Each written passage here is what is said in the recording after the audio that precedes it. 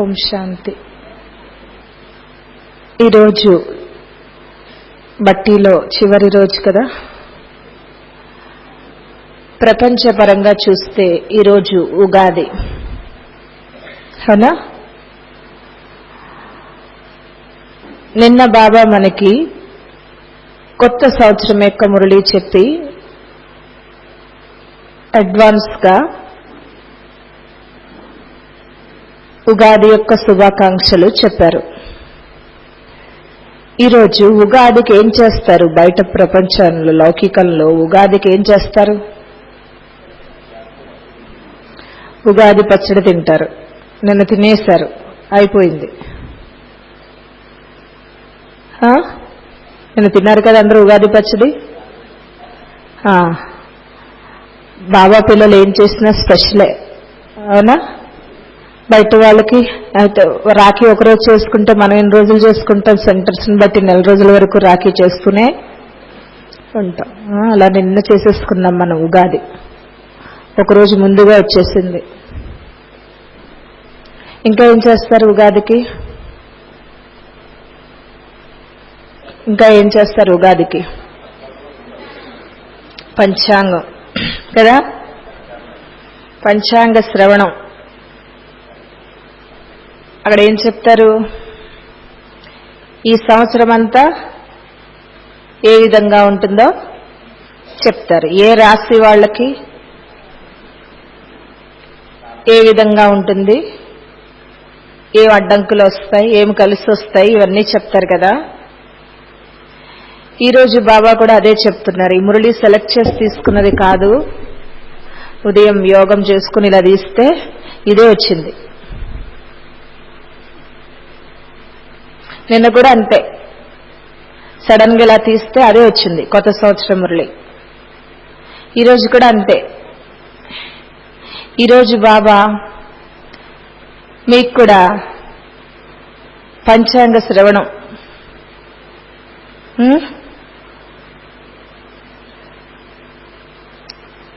Murali date వచ్చి 19/11/79.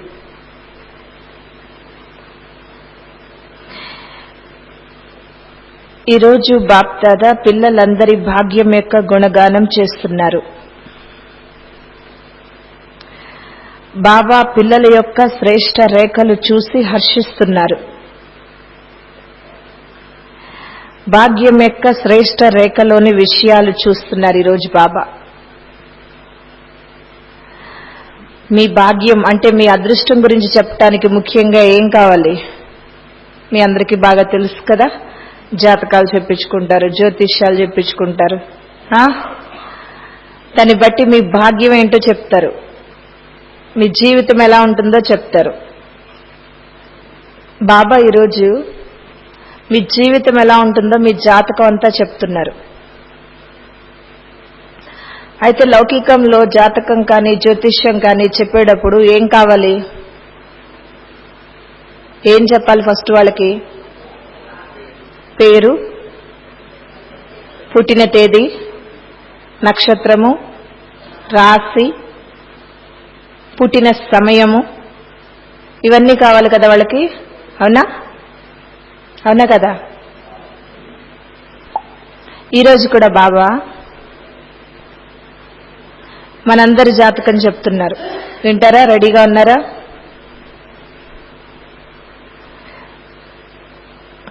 తిథి కావాలి, తారీఖు కావాలి, సమయం కావాలి, గ్రహం కావాలి, కులం కావాలి, ధర్మం కావాలి, ఇవన్నీ కావాలి కదా. ఇట్లా బట్టి భాగ్యం గురించి చెప్తారు కదా జ్యోతిష్యులు. మరి మీ తిథి ఏంటి, తారీఖు ఏంటి, మీ రాశి ఏంటి, మీ భాగ్యం ఏంటో మీకు తెలుసా అని అడుగుతున్నారు బాబా.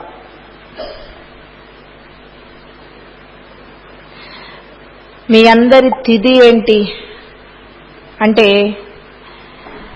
జన్మించినటువంటి తారీఖు ఏంటి?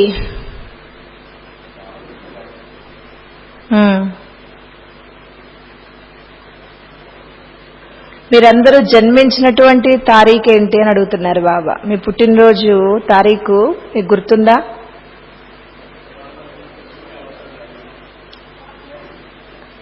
లౌకికంది ఏం లేదు.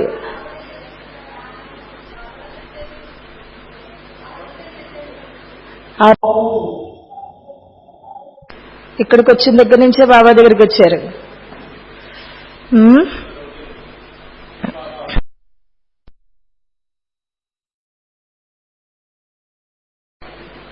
బాబా ఎప్పుడైతే ఈ భూమి మీద అవతరించారో అప్పుడే బ్రహ్మబాబా పుట్టారు, బ్రాహ్మణులైన మీరందరూ పుట్టారు. ఇంతకంటే గొప్ప ముహూర్తం ఏదైనా ఉంటుందా? మీరందరూ ఎప్పుడు పుట్టారంటే బ్రహ్మబాబాలోకి శివబాబా ఎప్పుడైతే అవతరించారో మొదటిసారిగా అప్పుడే బ్రహ్మబాబా కూడా పుట్టారు అలౌకికంగా. బ్రాహ్మణాత్మలైన మీరు కూడా అప్పుడే పుట్టారు. మరి స్వయం పరమాత్మ శివుడు అవతరించినటువంటి సమయంలో మీరు పుడితే మీకంటే గొప్ప భాగ్యవంతులు ఎవరైనా ఉంటారా? కనుక మీరు జన్మించిన తారీఖు ఏంటంటే బాబా ఎప్పుడైతే అవతరించారో ఆ తారీఖునే మీరు పుట్టారు. బాబా మొట్టమొదటిగా ఎప్పుడు అవతరించారు బ్రహ్మబాబాలోకి శివబాబా? 36, 37 ఎప్పుడు? 36, 37? 36 దీపావళి. 37 అని ఎందుకంటారంటే దీపావళి అక్టోబర్ నవంబర్లో వస్తుంది కదా దీపావళి, ఎక్కువగా నవంబర్లోనే వస్తుంది కదా, అందుకని ఇంకా 37 అని అనేస్తారు. కానీ అసలైతే బాబా 1936వ సంవత్సరంలో దీపావళి రోజున మొదటిసారిగా బ్రహ్మబాబాలోకి శివబాబా ప్రవేశించారు. తెలుసా మీకు ఈ విషయం? తెలీదు కదా. 1900 శివ జయంతి అనేది స్మృతి చిహ్నం. పరమాత్మ ఈ భూమి మీదకి కల్పమంతటిలో ఒకసారి మాత్రమే వస్తారు కనుక సంవత్సరానికి ఒకసారి శివరాత్రి పండుగను జరుపుకుంటారు. కానీ శివరాత్రి రోజు బాబా రాలేదు. దీపావళి రోజు బాబా మొదటిసారిగా బ్రహ్మబాబాలోకి శివబాబా మొదటిసారిగా వచ్చారు. ఈ పండుగలన్నీ కూడా స్మృతి చిహ్నాలు. భగవంతుడు ఈ భూమి మీదకి కల్పం మొత్తంలో ఒకసారి అవతరిస్తారు. అప్పటి వరకు సృష్టిలో నెలకొని ఉన్నటువంటి అజ్ఞానాంధకారాన్ని తొలగిస్తారు కనుక శివరాత్రి పండుగని చేసుకుంటారు. బాబా ఎప్పుడైతే అవతరించారో అప్పుడే మీరు పుట్టారు. అదే మీ జన్మ తారీఖు. అయితే ఎప్పుడు పుట్టారు? డేట్ అదే. టైం ఏంటి? ఏ టైంలో పుట్టారు?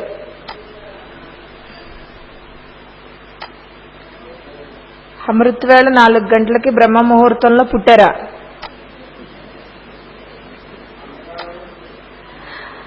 అయితే బ్రహ్మబాబాలోకి శివబాబా వచ్చిన టైం కూడా అది కాదు. సత్సంగం జరుగుతుండగా లేచి వెళ్ళిపోతారు. అదేదో సాయంత్రం టైం అయి ఉండొచ్చు. అమృతవేళ అయితే రాలేదు. మీరు ఎప్పుడు పుట్టారు? మరి మీరు పుట్టిన టైం అది డేటు. ఏ రోజు పుట్టారో బాబా, ఏ రోజు అవతరించారో ఆ రోజు పుట్టారు. ఏ టైంలో పుట్టారు మీరు?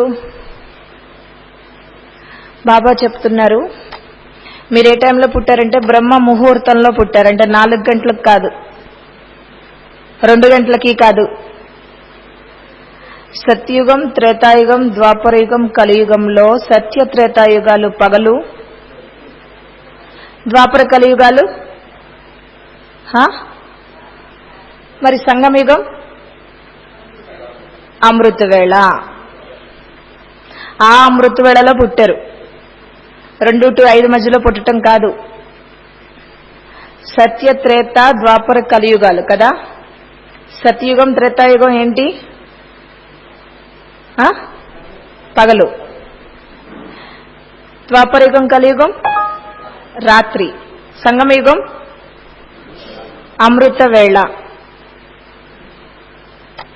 ఈ సంగమయుగము అనే అమృత వేళలో పుట్టారు మీరు. అమృత వేళలో పుట్టిన వాళ్ళు చాలా గొప్పవాళ్ళు అవుతారంటారు కదా.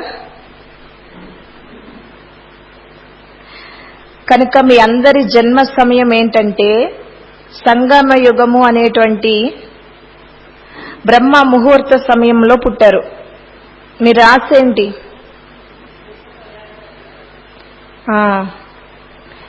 ఇది ఎలా చెప్పేశారు?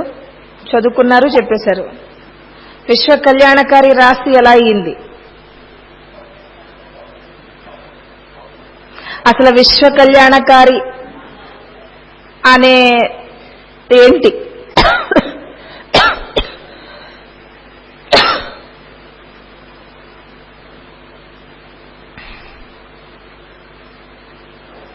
ఒక్కొక్క రాశిలో పుట్టిన వాళ్ళు ఒక్కొక్క కర్తవ్యానికి ఉపయోగపడతారంటారు కదా. అలాగే అసలు మీరు ఎందుకు ఉపయోగపడతారంటే విశ్వ కళ్యాణం కోసం ఉపయోగపడతారు మీరు. కనుక మీ రాశి ఏంటి? విశ్వ కళ్యాణకారి. ఇంకొకటి ఏంటంటే బాబా రాశి ఏదైతే ఉందో అదే మీ రాశి. అంటే బాబా సదా శివ అంటే ఏంటి? సదా కళ్యాణకారి కదా. సదా శివ అంటే విశ్వ కళ్యాణకారి బాబా. కనుక మీ రాశి కూడా విశ్వ కళ్యాణకారి. అంటే మీకు ఏది జరిగినా సరే కళ్యాణమే ఉంటుంది, మంచే ఉంటుంది.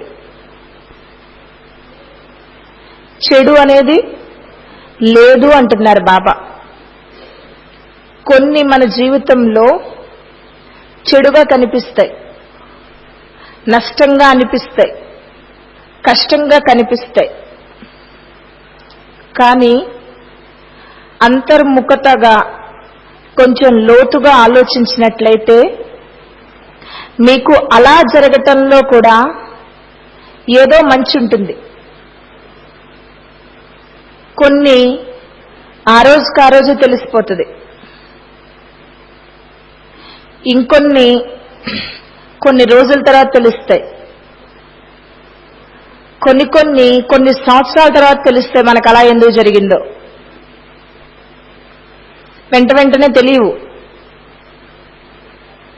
కనుక మీరు ఏ ఒక్కటి కూడా నాకు ఇది అశుభం అన్న దృష్టితో చూడకూడదు, అది నేర్చుకోవాలి. ఏది జరిగినా శుభమే, దాంట్లో తప్పనిసరిగా మంచి ఉంటుంది. ఈ డ్రామా చాలా యథార్థంగా తయారైంది. బాబా కళ్యాణకారి, సమయం కళ్యాణకారి, డ్రామా కళ్యాణకారి. కనుక డ్రామా జ్ఞానం బాబా మనకు అందుకే చెప్పారు. ఇదంతా కూడా నిర్ణయించబడిపోయినటువంటి నాటకం. ఈ నాటకం ప్రతి దృశ్యంలోనే ఏదో కళ్యాణం తప్పకుండా ఉంటుంది. కాబట్టి మనం ఏం అలవాటు చేసుకోవాలంటే నాకు ఇలా జరగటంలో ఏంటి మంచి అన్నది లోతుకెళ్ళి చూసుకోవాలి. విషయాన్ని పైకి ఆలోచించకూడదు. మీకు అర్థం కాకపోతే బాబాని అడగాలి, ఈ విధంగా ఎందుకు జరిగింది అని చెప్పి. నిన్న దీని గురించి ఒక బుక్ ఒక అన్నయ్య ఇచ్చారు. ఇది హిందీలో ఉంది, ట్రాన్స్లేట్ చేయండి అక్కయ్య అని చెప్పి చదువుతా ఉంటే దాంట్లో ఒక అన్నయ్య స్టోరీ రాశారనమాట దీని గురించి. ఆ అన్నయ్య ఏదో ఒక డిగ్రీ తీసుకోవడానికి ఒక 15 రోజులు టైం ఉంటుంది. ఆ టైం లోపల ఈయనకి యాక్సిడెంట్ అయ్యి 2 కాళ్ళు విరిగిపోతాయి. హాస్పిటల్లో జాయిన్ చేస్తారు. అక్కలు చూడ్డానికి వెళ్తే ఊరికే తిడుతున్నారంట. అక్కయ్య బాబా లేరు, ఎవరూ లేరు, మీరు చెప్పేదంతా అసత్యం, అన్నిట్లో మంచి ఉంటుందంటారు. ఏముంది నాకు దీంట్లో మంచి? నేను గొప్ప గౌరవ పురస్కారం పొందేటటువంటి టైంలో నా 2 కాళ్ళు ఫ్రాక్చర్ అయిపోయి నేను వెళ్ళలేకపోయాను. వెళ్తానో లేదో కూడా తెలియదు. ఏముంటది దీంట్లో మంచి? భగవంతుడు కూడా నా పట్ల దయ చూపించలేదు. నేను ఉన్నత స్థాయిలోకి వెళ్లే టైంకి ప్రమాదం సంభవించింది అని ఏదేదేదేదో మాట్లాడేస్తున్నారు దాంట్లో, ఆ బాధలో. సరే అక్కయ్యలు మళ్ళీ వెనక్కి వచ్చేసారంట. కొన్ని రోజుల తర్వాత వెళ్ళటం జరిగితే అన్నయ్య చాలా బాగా మాట్లాడుతున్నారంట. రండి కూర్చోండి, బాబా చెప్పిందంతా చాలా నిజము, ఇదంతా మాట్లాడుతున్నారంట. అక్కలకి ఏం అర్థం కాలేదంట.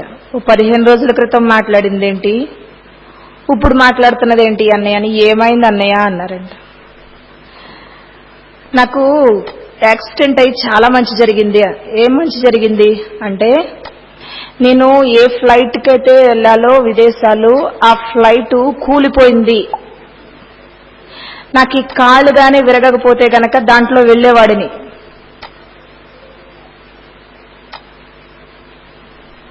ఇప్పుడు నాకు అర్థమైంది ప్రతి దాంట్లో కళ్యాణం ఎలా ఉంటుందో అని చెప్పాడంట అన్నయ్య. అలాగా కొన్ని కొన్ని ఎలా ఉంటాయంటే ఆ టైంకి కష్టంలాగా ఉంటాయి, కానీ దాంట్లో తప్పకుండా చాలా మంచి ఉంటుందన్నమాట. ఆ నమ్మకంతో ఉండాలి మనం కష్టం వచ్చినటువంటి సమయంలో కూడా. అయితే కొన్ని వెంటనే తెలుస్తాయి. ఈ అన్నయ్యకు ఒక 15 రోజులు పట్టింది, కొంతమందికి నెల పట్టొచ్చు, కొంతమందికి సంవత్సరం పట్టొచ్చు దాంట్లో ఉన్న లోతు తెలుసుకోవటానికి. కానీ ఒకటి మాత్రం నిజంగా ఏం చెప్తున్నారంటే బాబా, జరిగే ప్రతి దాంట్లో కూడా కళ్యాణం ఉంది అని చెప్తున్నారనమాట. కనుక మీ రాశి ఏంటంటే విశ్వ కళ్యాణకారి రాశి. దీంట్లో అన్ని గుణాలు నిండి ఉన్నాయి. అయితే దశ ఏంటంటే గురువారం యొక్క దశ. మీ కులం ఏంటి? బ్రాహ్మణులు. ఎలాగ బ్రాహ్మణులు? బ్రహ్మ జ్ఞానం తెలుసుకున్న వాళ్ళందరూ బ్రాహ్మణులు. బాబా ఇక్కడ దానికంటే మంచి మాట చెప్తున్నారు. మీ కులం అన్నిటికంటే సర్వశ్రేష్ఠ కులం. అదే కులము అంటే ఈశ్వరీయ కులం. చాలా బాగుంది కదా ఈ మాట. మనం బ్రాహ్మణులు అని చెప్పాం, మనం చెప్పింది బాబా చెప్పరు ఇప్పుడు. ఈ కులం ఏంటంటే ఈశ్వరీయ కులం. ఈశ్వరీయ కులం అంటే ఏంటండి అని అడుగుతారు బయట వాళ్ళు. చెప్పండి. సర్వశ్రేష్ఠ కులం, అన్ని కులాల కంటే శ్రేష్టమైంది. ఈశ్వరుడు ఏ కులమో అదే కులం. అలాగే మీ స్థితి ఏంటి?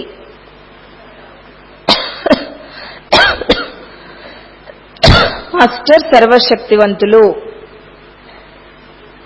మీరు ఎప్పుడూ ఇదే స్థితిలో ఉండాలి. మీకెంత సంపద ఉంది మీ భాగ్యంలో, మీరు ఎంత సంపాదిస్తారనేది ఉందో తెలుసా? చెప్తారు కదా అది కూడా. మీరు బాగా సంపాదిస్తారండి, మీకు కనిపిస్తుంది మీ చేతిలో అంటారు. ఇంకొకళ్ళకి అంటారు మీరు చాలా వేద స్థితిని అనుభవం చేసుకుంటారండి, మీ చేతిలో అలా ఉంది, ధనరేఖ ఎక్కడుందో కనిపించట్లేదు, భూతద్దం పెట్టి వెతికినా అంటారు. ఈ చేతిలోని రేఖలతోటి ఈ జన్మ యొక్క అల్పకాలిక భవిష్యత్తు చెప్పేవాళ్ళు జ్యోతిష్యులైతే, మస్తకం యొక్క రేఖలతోటి అనేక జన్మల యొక్క భవిష్యత్తుని చెప్తున్నారు బాబా ఈరోజు మనకి. మీరెంత సంపాదిస్తారంటే తరగనంత అవినాశీ సంపద మీకుంటుంది అంటున్నారు బాబా. ఏం సంపద అది? గుణాలే మీ సంపద. చెప్తారు కదా లౌకికంలో, ధనం పోతే సంపాదించుకోవచ్చు, కానీ గుణం పోతే సంపాదించుకోగలరా? అందుకని ధనం కంటే గుణం గొప్పదంటారు. కనుక అదే ఖజానా అయ్యింది కదా మరి. కనుక మీకు గుణాలు గొప్ప ఖజానా మీ దగ్గర ఉన్నది. అవినాశీ ఖజానా, తరగని ఖజానా, మీలో ఉన్నటువంటి శక్తులు మీ ఖజానా. మీకంటే అధికమైన భాగ్యరేఖలు ఎవరిలోని కనిపించట్లేదు అంటున్నారు బాబా. మీ ఆత్మకి ఉన్నటువంటి ఈ భాగ్యరేఖలు మీకంటే ఎక్కువ ఎవరికి కనిపించట్లేదు. మీరు ఏ కర్మ చేసినా కర్మయోగి అయి చేస్తారు, సహజయోగి అయి చేస్తారు, రాజయోగి అయి చేస్తారని రాయబడి ఉంది. ఇంకా ఏం చెప్తున్నారంటే మీకు కిరీటం ధరించే యోగం కూడా ఉంది అంటున్నారు బాబా. సింహాసనం ఎక్కే యోగం కూడా ఉంది. అవునా కదా? కిరీటం ధరిస్తారా లేదా సత్యుగంలో? సింహాసనం ఎక్కుతారా లేదా? కనుక బాబా అది కూడా చెప్తున్నారు. మీ జాతకంలో కిరీటం ధరించే యోగం కూడా ఉంది, సింహాసనం ఎక్కే యోగం కూడా ఉంది. ఇంతకంటే భాగ్యం ఇంకెవరికైనా ఉంటుందా? ఇప్పుడు చెప్పండి, దురదృష్టము అనేది మీ జీవితంలో ఉందా? లేదు. కానీ ఇక్కడ గుర్తుపెట్టుకోండి, ఈ అన్ని రేఖలు ఎవరు గీశారంటే బాబా గీశారు.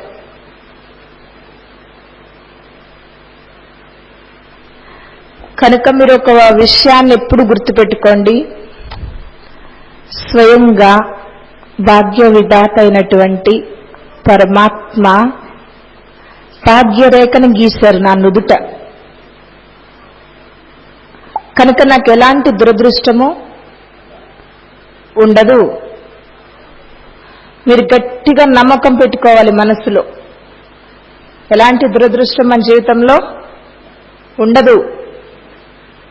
కనుక మీరు దురదృష్టం అదృష్టాల గురించి ఆశ్రయించాల్సిన పని లేదు. ఇంత ఉన్నతమైన స్థితి లేకుండా ఉన్నప్పుడు దురదృష్టం అదృష్టం లాంటి మాటలు మాట్లాడతాం. కనుక మీ భాగ్యాన్ని మీరు మర్చిపోకండి. బాబా చెప్తున్నారు, మీ భాగ్యాన్ని మీరు మర్చిపోకండి. ఎందుకు మర్చిపోతున్నారంటే చిన్న చిన్న విషయాల్లో పడిపోతున్నారు, అందువలన భాగ్యం మర్చిపోతున్నారు. అయితే జీవితంలో ఎవరికి ఏం సమస్యలు లేవా? ఇక్కడ మనకి ఉన్నాయి కదా. సమస్య లేదా? ఉంది. బాబా ఏం చెప్తున్నారంటే అవన్నీ బొమ్మలు, మీరు వాటితో ఆడుకుంటున్నారు చిన్నపిల్లల్లాగా. ఆ విషయాల్లో అసలు ప్రాణమే లేదు, నిర్జీవమైనటువంటి విషయాలు, ప్రాణం లేనటువంటి విషయాలు. వాటికి మీరు ప్రాణం పోస్తున్నారు. అంటే ఆ విషయాల గురించి ఎక్కువ ఆలోచిస్తున్నారు.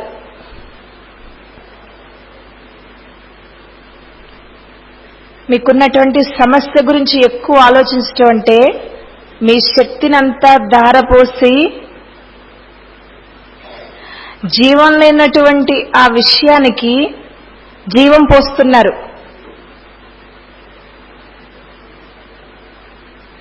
ఆ బొమ్మే మళ్ళీ మిమ్మల్ని అలజడి చేస్తుంది. అవునా కదా? మీ శక్తినంతా దారబోసి, మానసిక శక్తినంతా దానికోసం ఖర్చు పెట్టి ఆ విషయాన్ని ఎక్కువ ఆలోచించుకుంటున్నారు. నాకు ఇలా జరుగుతుంది, అలా జరుగుతుంది.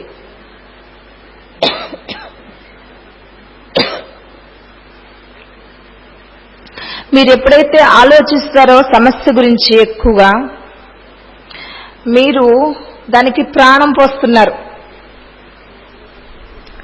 ప్రాణం పోసినప్పుడు అది బాగా స్ట్రాంగ్ అయిపోతుంది, బలం అయిపోతుంది. అది బలమైనప్పుడు మీరు బలహీనం అవుతూ ఉంటారు.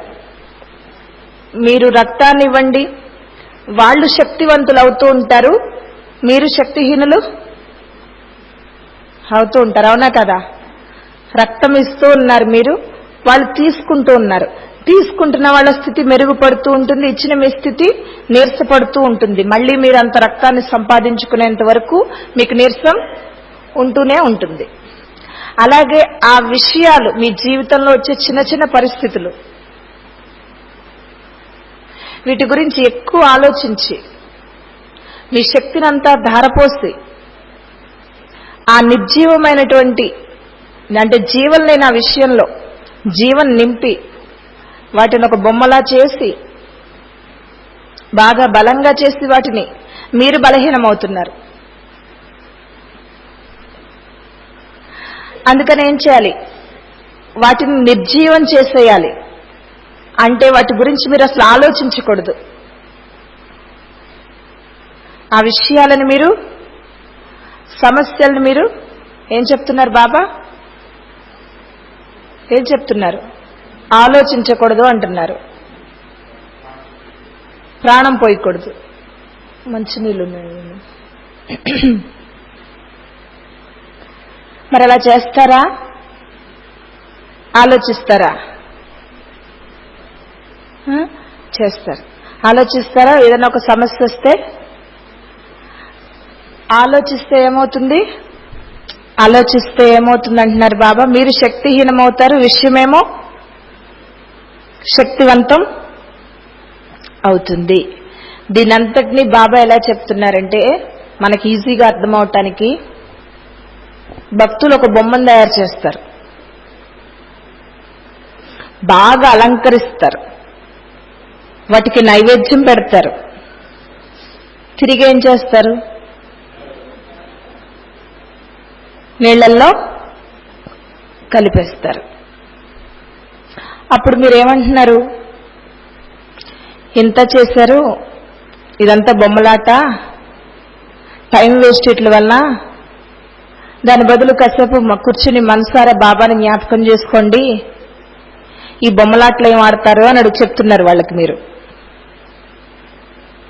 బాబా కూడా పిల్లలైనటువంటి మనకేం చెప్తున్నారంటే, మీరు సమస్య అనే బొమ్మకి మీ ఆలోచనలతో ప్రాణం పోసి వాటికి బాగా నైవేద్యం పెట్టి, అంటే ఇలా జరిగింది నాకు, అలా జరిగింది, నాకే ఇలా జరుగుతుంటుందని బాగా నైవేద్యం పెట్టి వాటిని బాగా బలంగా తయారు చేసి లాస్ట్కి ఏమంటున్నారంటే, ఇంత ఆలోచించే ఉపయోగం ఏముందలే అని చెప్పి మళ్ళీ తీసుకెళ్ళి నదిలో కలిపేస్తున్నారు. ఇదంతా బొమ్మలాట కాదా? ఈ బొమ్మలాట ఎందుకు ఆడుతున్నారు? చిన్నపిల్లల బొమ్మలాట ఎవరు ఆడతారు? బొమ్మలాట? చిన్నపిల్లలు ఆడతారు. మరి మీరు కూడా చిన్నప్పుడు లాగా చిన్నతనంలో ఉన్నారు. ఇంకా ఇది కూడా చిన్నతనమే.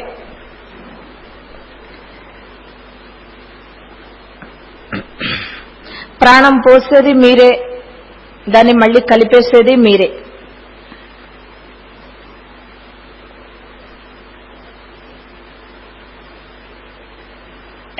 ఎలా కలిపేస్తున్నారంటే, పోన్లే ఇంక జరిగిందేదో జరిగిపోయింది అనుకుని జ్ఞానసాగరంలా విషయాన్ని మళ్ళీ కలిపేస్తున్నారు. దీనివల్ల ఏమైంది? సంగమయుగి సర్వశ్రేష్ఠ సమయం అంతా వేస్ట్ అయింది. మీలో ఉన్న జ్ఞానము, శక్తులు, ఖజానాలు కూడా వేస్ట్ అయినాయి. అందుకని ఇప్పటి నుంచి ఏం చేస్తారు? మీ సమస్యల గురించి ఎక్కువ ఆలోచించకండి, మీ భాగ్యం గురించి ఎక్కువ ఆలోచించండి. మీకు లేని దాని గురించి ఎక్కువ ఆలోచించకండి, మీకున్నదేదో ఎక్కువ ఆలోచించండి అంటున్నారు బాబా. మీరందరూ ఇంకా వానప్రస్థ స్థితికి దగ్గరకు వచ్చేయాలి, కానీ ఇలాంటి బొమ్మలాటలో మీరు ఉండకూడదు. మీరు ఇలాంటి బొమ్మలాట ఆడుతున్నారు, వాళ్ళు అలాంటి బొమ్మలాట ఆడుతున్నారు, అంతే అంటున్నారు బాబా.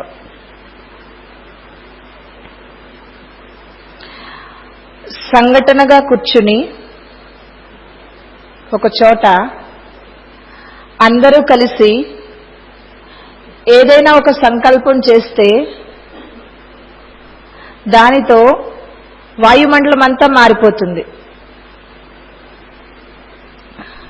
ఎంత ఎక్కువ మంది ఒక చోట కూర్చుని సంఘటనగా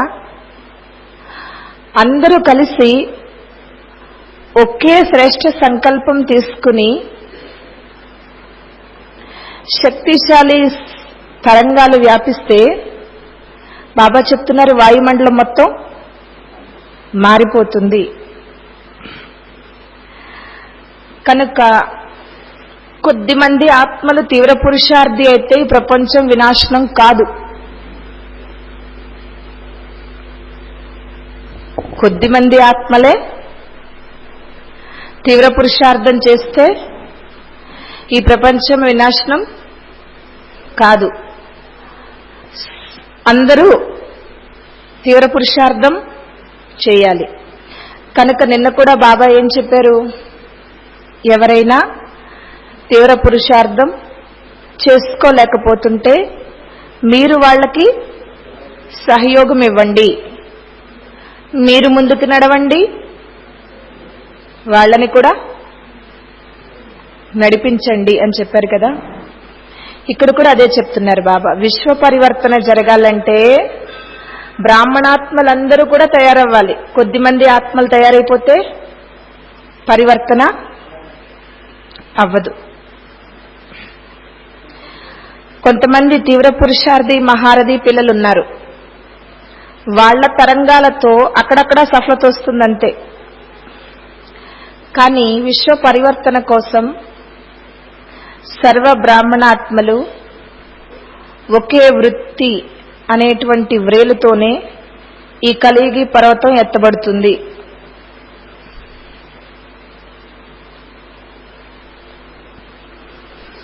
గులాబీ పువ్వుల సువాసన ఎక్కడి నుంచన్నా వస్తుందనుకోండి, చాలా మంచి వాసన వస్తుంది, ఎక్కడుంది గులాబీ తోట అని వెతుకుతారా లేదా?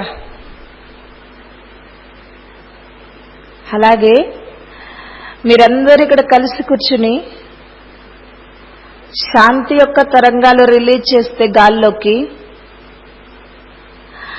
ఆ శాంతి వాళ్ళ మనస్సుల్ని తాకి నాకెంత శాంతి అనిపిస్తుంది, ఎక్కడి నుంచి వస్తుంది శాంతి అని వాళ్ళు ఆకర్షించబడి ఈ స్థానానికి రావాలి.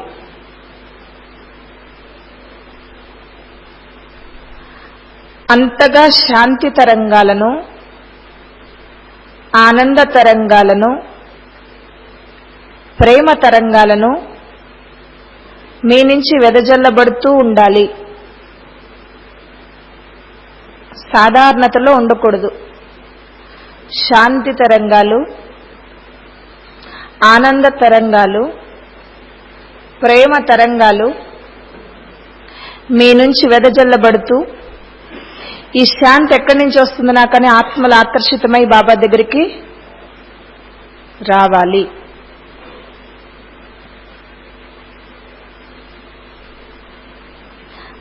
దాహంతో ఉన్నవాళ్ళు నీరు లేక స్పృహ తప్పి పడిపోతే వాళ్ళకి నీరు ఇస్తే తెలివి వస్తుంది కదా. అలాగే ప్రపంచంలోని ఆత్మలు శాంతి లేక అశాంతితో స్పృహను కోల్పోయి ఉన్నారు. వారికి మీరు స్పృహను తెప్పించండి అని చెప్తున్నారు బాబా.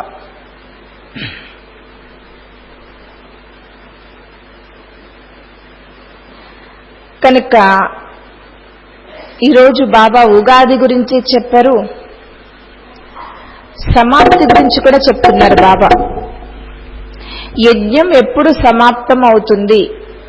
ఈరోజు లాస్ట్ రోజు కదా, లాస్ట్ గురించి కూడా చెప్తున్నారు బాబా. యజ్ఞం సమాప్తి ఎప్పుడవుతుంది? యజ్ఞం ఏదన్నా పెట్టినప్పుడు సమాప్తి చేసేటప్పుడు ఏం చేస్తారు? ఏం చేస్తారు? అన్నీ స్వాహా చేసేస్తారు కదా. లాస్ట్కి ఆ యజ్ఞం కోసం ఏదైనా ఏర్పాట్లు చేసినా అవి కూడా తీసుకెళ్ళి అందులో వేసేస్తారు కదా. అప్పుడే కదా ఆ యజ్ఞం సమాప్తి అయినట్టు. మరి ఈరోజు మీరందరూ కూడా మీలో మిగిలిపోయిన పాత స్వభావాలని ఈ యజ్ఞంలో సంపూర్ణంగా స్వాహా చేస్తేనే ఈ యజ్ఞం సమాప్తమైనట్టు. లాస్ట్ రోజు కాబట్టి బాబా సమాప్తి గురించి చెప్తున్నారు. మీలో ఉన్నటువంటి పాత స్వభావ సంస్కారాల్ని ఈ యజ్ఞంలో సమాప్తం చేయాలంట. చేద్దామా వద్దా? కష్టమా? ఏం చేద్దాం, ఏం వదిలేద్దాం? ఇందులో కొంతమంది కాశీకి వెళ్ళి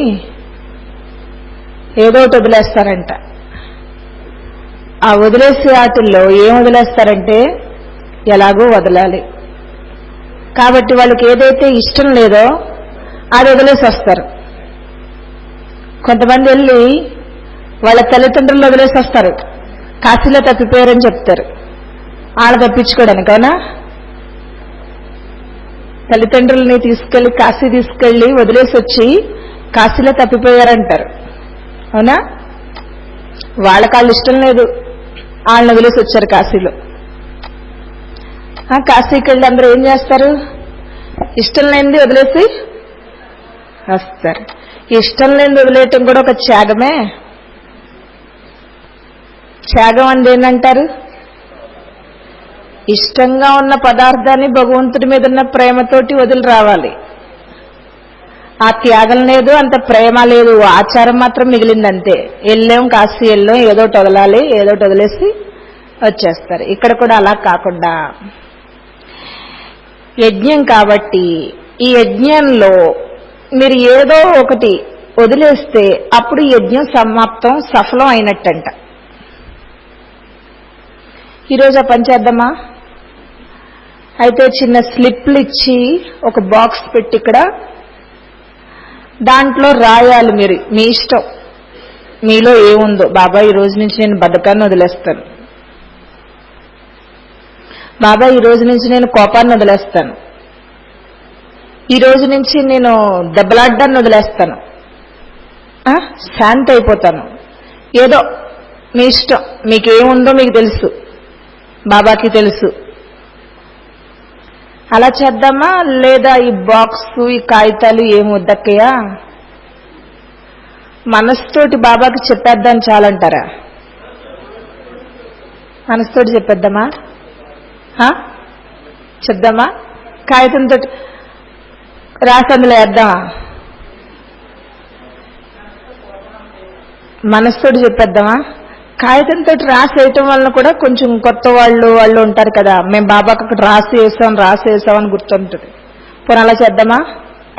అలా వద్దా? మనసుతో చెప్పే రాసేసేస్తారు.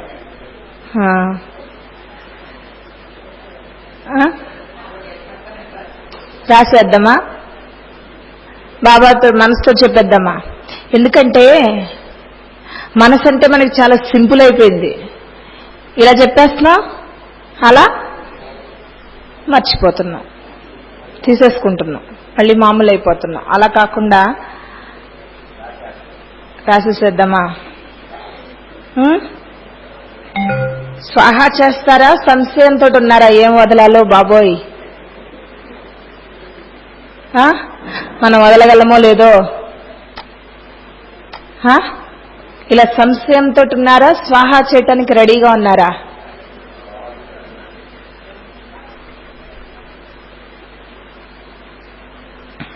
ఎందుకంటే మీరు ఇతరులకి సహయోగిగా, వాళ్లల్లో ఉన్నటువంటి అవగుణం తొలగించడానికి మీరు సహయోగిగా అవ్వండి అంటారు కదా బాబా. అంటే ఏంటి? వాళ్ళ అవగుణం ఏంటి, మనం తొలగించడం ఏంటి? ఎవరిదాళ్ళు తొలగించుకోవాలి, అవునా?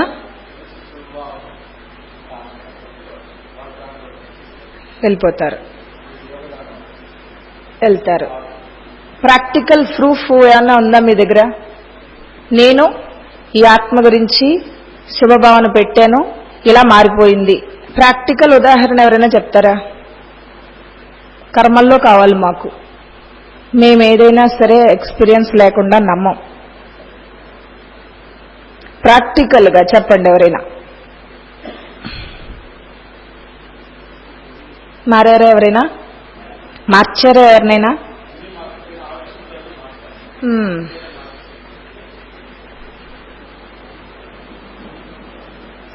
ఇలా మారాలంటే మన మనసుకు కూడా చాలా శక్తి ఉండాలి.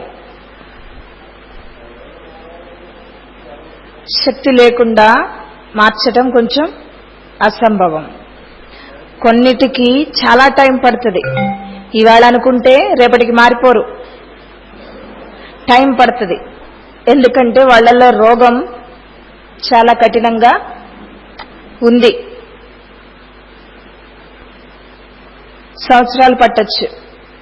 ఈలోపు మన సహనాన్ని కోల్పోకూడదు, మనకి విసుగు రాకూడదు. ఎంత స్వభావంతో ఉంటాం అన్న విసుగు మనకి రాకూడదు. చాలా సహనంతో పయనించాల్సినటువంటి మార్గం ఇది. ఇక్కడ మనకి బాబా మన డౌట్ ని క్లారిఫై చేస్తున్నారు. ఎలా అంటే మీ సహయోగంతో ఇతరుల యొక్క అవగుణాలు తొలగించటం ఎలా అంటే బాబా ఒక ఉదాహరణ చెప్తున్నారు మనకి. ఇతరులకి వ్యర్థం మాట్లాడే సంస్కారం ఎక్కువగా ఉంది, అది వాళ్ళు తొలగించుకోవాలి. దానికి మనం ఏం చేస్తాం? అప్పుడు బాబా ఏం చెప్తున్నారంటే మీరేం చేస్తారంటే మీ దగ్గరికి వ్యర్థం చెప్దామని వస్తే మీరు వినకండి. మీరు వినకుండా ఉంటే వారు చెప్పటం మానేస్తారు.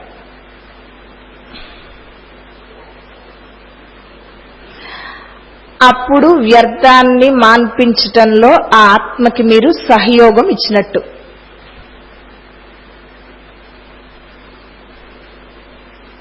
ఇది ఇతరులో బలహీనతలు మన సహయోగంతో పోగొట్టడం అంటే.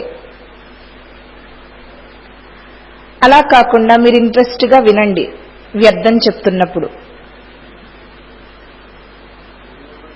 వాళ్ళని ప్రోత్సహించిన వాళ్ళు అయ్యారు. ఇంకా వాళ్ళు చెప్పిన వ్యర్థం యొక్క ప్రభావం మీ మనసు మీద కూడా పడుతుంది.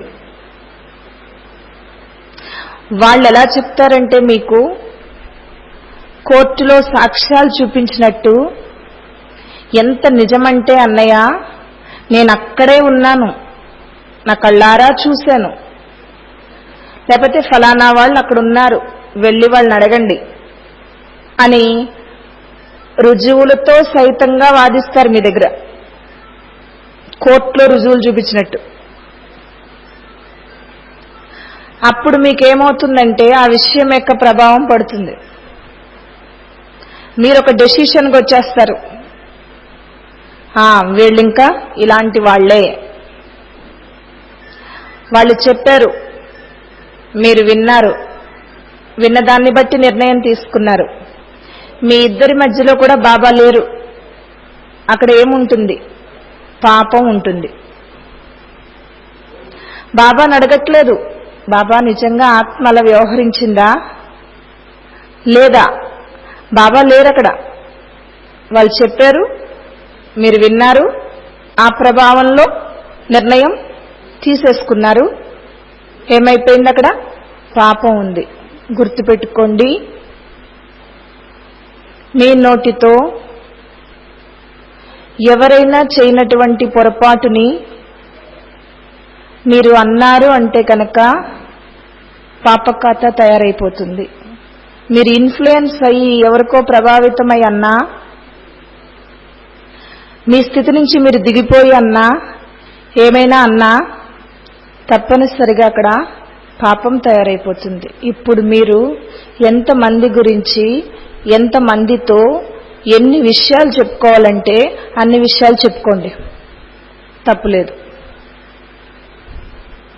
పాప భారం పెరిగిపోతుంది. గుర్తుపెట్టుకోండి, ఆషామాషి కాదు. వాళ్ళ గురించి కదా చెప్తున్నాం అనుకోవటం కాదు. ఎవరైనా చేయనటువంటి పొరపాటు మీ నోటితో అంటే పాపఖాతా తయారైపోతుంది. ఏ రకంగా మీరన్నా కానీ. కనుక ఎవరినైనా అనే ముందు, ఎవరి గురించన్నా 10 మంది చెప్పుకునే ముందు ఆలోచించుకోండి, మీ పాపఖాతాను మీరు తయారు చేసుకుంటున్నారు.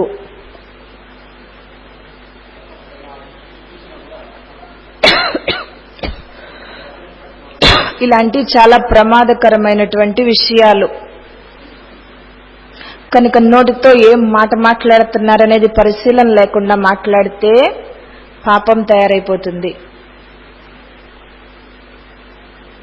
దీన్నే లౌకికంలో ఏం చెప్తారంటే, శరీరంలో ఏదైనా అవయవం లోపంగా ఉన్నవాళ్ళు అలా వెళ్తున్నప్పుడు వాళ్ళకి అది లేదు అని అంటే వచ్చే జన్మలో వీళ్ళు అలా పుడతారు అని చెప్తారు. అవునా కదా? అందుకని ఎవరైనా ఏ అవయవంతో లోపంగా ఉన్నా వాళ్ళని వేలాకోలం చేయకూడదు అని చెప్తారు లౌకికంలో మనకి. నువ్వు ఒకవేళ అంటే వచ్చే జన్మలో నువ్వు ఆ విధంగా పుడతావు అని చెప్తారు మనకి. ఎందుకని? మనకి అటెన్షన్ ఉంటుంది, మనం వాళ్ళని వేలాకోళం చేయకూడదు అని. అలాగా మీరు ఎవరి గురించైనా ఎక్కువ వ్యర్థం మాట్లాడుతూ ఉంటే పాపకథ తయారైపోతుంది. దీనికి ఎవరికి వాళ్ళు బాధ్యత వహించవలసి ఉంటుంది.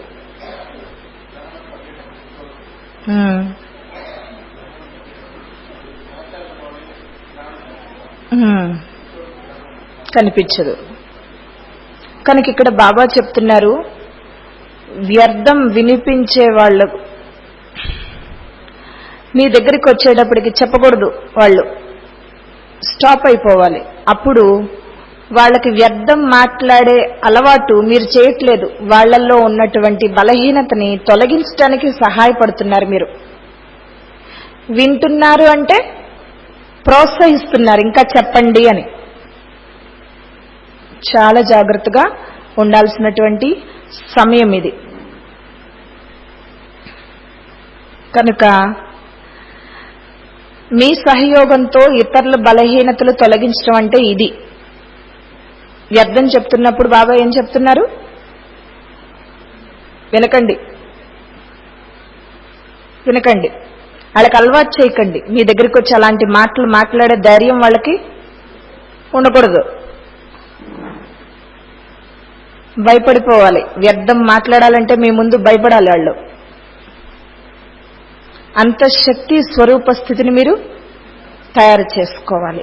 ఇది ఇతరాత్మకి సహయోగం ఇచ్చి వాళ్ళల్లో ఉన్నటువంటి అవగుణాన్ని తొలగించడం అంటే ఇది. కనుక వింటుంటే మాత్రం ప్రోత్సహిస్తున్నారు, సహయోగం ఇస్తున్నారు. దేనికి? వాళ్ళకి వ్యర్థం చెప్పే అలవాటు చేస్తున్నారు మీరే. అందుకని వినకండి. దీనినే స్వాహ అంటారు. స్వాహ చేయాలి, సహయోగి అవ్వాలి. మీలో ఆ సంస్కారం ఉంటే అది వదిలేయండి. ఇతరులో ఉంటే దాన్ని కూడా తొలగించడానికి వాళ్ళకి సహయోగిగా అవ్వండి. అందుకని మీకు చాలా తెలివి ఉండాలి, చాలా తెలివి ఉండాలి. ఇలాంటి వ్యర్థ విషయాల్లో మనం చిక్కుకోకూడదు అని చెప్తున్నారు బాబా.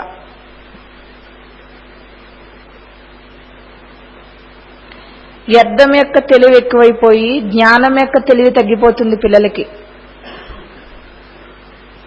ఈ వ్యర్థం ఎక్కువగా ఎప్పుడు వస్తుందంటే అందరితో కలిసినప్పుడు, నలుగురు కలిసినప్పుడు, కార్యవ్యవహారం చేసినప్పుడు, కుటుంబ పనుల్లో పడినప్పుడు ఇలాంటి వ్యర్థ సమాచారం ఎక్కువగా ఉంటుంది. నలుగురుంటే 4 విషయాలుంటాయి, 8 మంది ఉంటే 80 విషయాలుంటాయి కదా. ఎక్కువ మందితో మాట్లాడటం వీటి వలన వ్యర్థం కూడా ఉంటుంది, జ్ఞానము ఉంటుంది. కొందరితో మాట్లాడితే వ్యర్థం కూడా ఉంటుంది. కనుక వ్యర్థ తెలివి ఎక్కువైపోయిన వాళ్ళకి జ్ఞాన తెలివి పోతుంది. జ్ఞానం యొక్క తెలివిలో ఉన్నవాళ్ళు వ్యర్థం నుంచి దూరంగా ఉంటారు.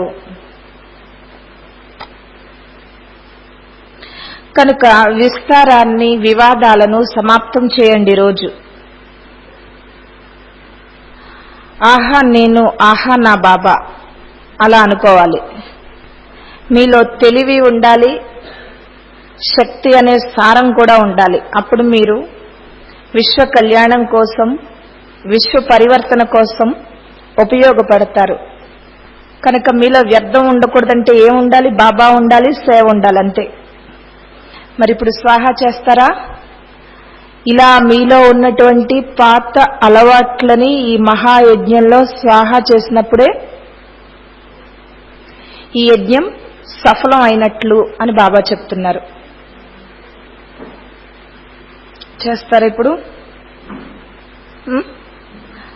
ఒకటేం చెప్పారు? మీ భాగ్యమేమి తక్కువ కాదు, భాగ్య విధాత మీకు భాగ్యం తయారు చేస్తున్నారు అని చెప్పారు.